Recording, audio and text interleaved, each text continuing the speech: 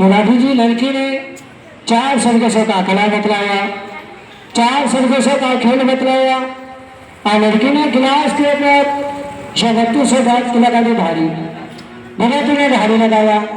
दोनों को सर के ऊपर ले जाओ। यहाँ डूबी देखो, हमारे बाबू जी हमारी माता बहनों कला देख रहे,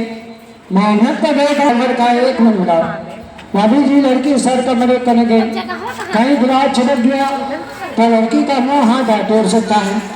जो लड़की की गर्दन में तोड़ सकती है। मगर चलो गिलास को बचाओ, गर्दन को बचाओ, आस्ते बचाकर के बोर्ड के साथ लड़की ने सर कमर का एक मन